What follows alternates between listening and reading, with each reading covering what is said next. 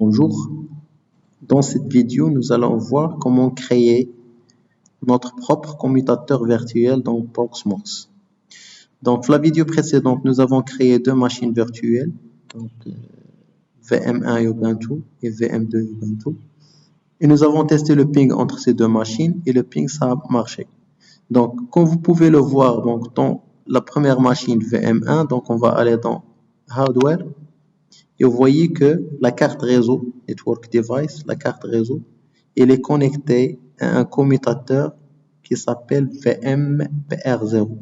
Ça, c'est un commutateur par défaut. C'est un switch par défaut. Donc, la deuxième machine, elle est connectée le même switch. Vous voyez? Donc, si on va à PVE, réseau, donc vous voyez que j'ai une carte réseau qui est 1133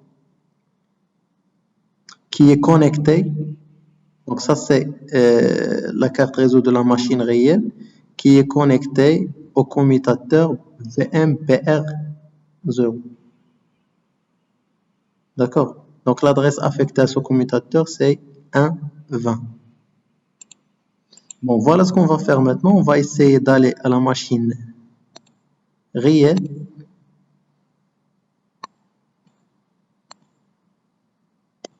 Donc nous allons essayer de modifier la configuration de Proxmox et ajouter une nouvelle carte réseau. Voilà, Network Adapter. On fait Add Network Adapter et Finish. On fait OK. Voilà.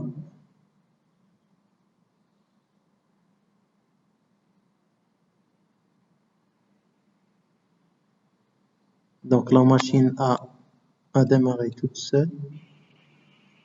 Non, elle n'a pas démarré.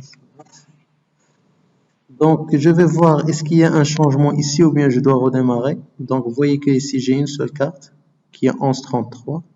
J'actualise.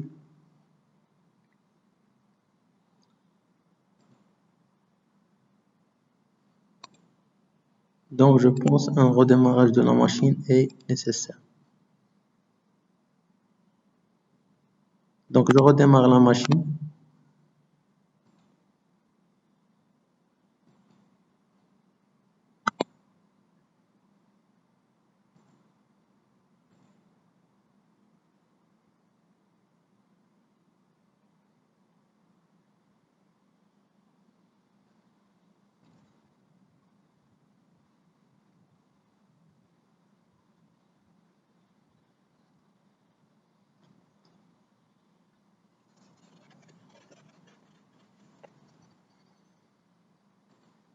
Donc j'actualise l'interface de Proxmox. Et comme vous voyez, j'ai ma carte réseau qui est ajoutée. Donc voilà ce qu'on va faire maintenant. Donc on va créer un commutateur et on va connecter cette carte réseau à ce nouvel commutateur. Donc je fais Create Linux Bridge. Donc Linux Bridge c'est le commutateur. Donc Linux Bridge. Donc le nom c'est VMPR1. Je vais lui attribuer l'adresse 192.168.1 par exemple 30/24. Et le bridge port, je vais attribuer ce port-là. 1136 à ce port-là et je fais Create. Donc comme vous pouvez le voir, un nouveau commutateur est créé. Et le port 1136 est affecté, donc la carte réseau 1136 est affectée à ce nouvel commutateur. Donc voilà ce qu'on va faire maintenant. On va essayer de modifier la configuration de ces deux machines et de les connecter à ce nouveau commutateur. D'accord?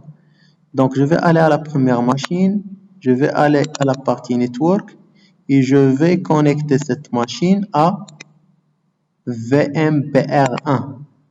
Je fais OK. Voilà. Et je fais pareil pour la deuxième machine.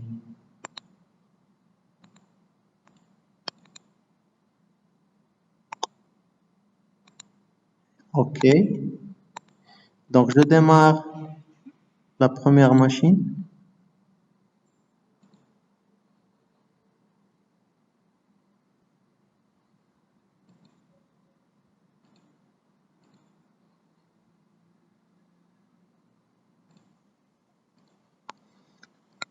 Donc, j'essaie de démarrer la machine, mais ça ne passe pas. Donc, je pense qu'il y a une erreur quelque part. Donc, je vérifie mon réseau.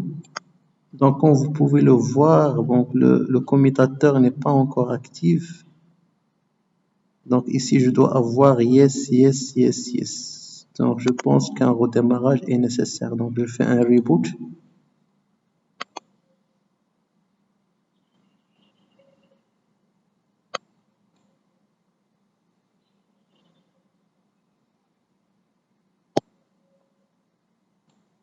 Donc, stop all VMs and containers. OK.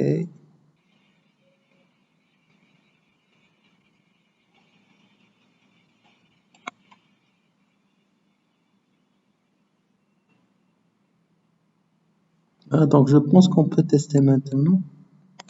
Donc, j'actualise. Voilà. Donc, vous voyez, donc, toutes les cartes ils sont actives. Et le bridge, le commutateur, ici, aussi, il est actif. Donc, je vais lancer la première machine.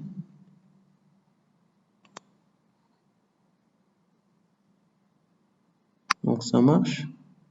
Et je lance la deuxième machine.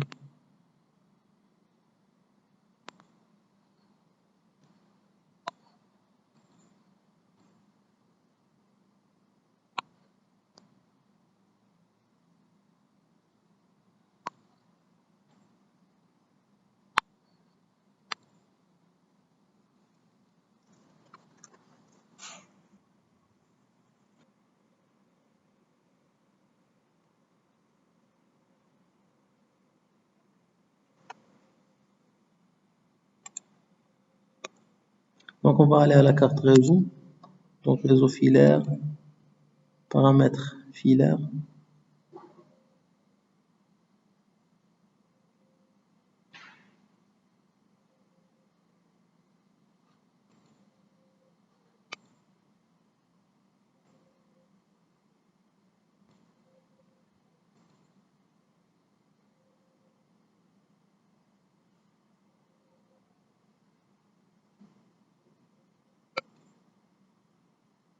Donc, je vais attribuer une adresse IP manuelle. Donc, disons 10.0.0.1.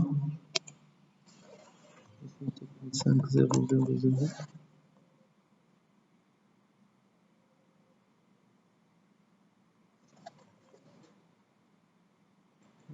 OK.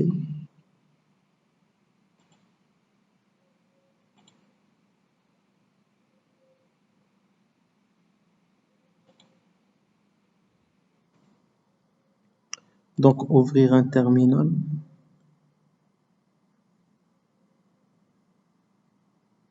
On vérifie notre adresse. Donc, IP-CA. Voilà, donc l'adresse A est échangée. Donc, on fait pareil pour l'autre machine. Donc, carte réseau, filaire connecté, paramètres filaire.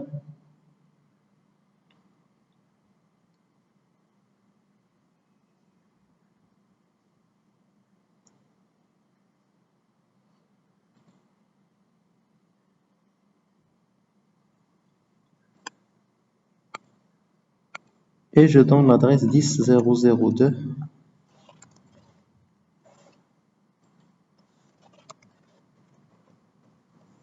J'applique. Donc, j'initialise la carte réseau.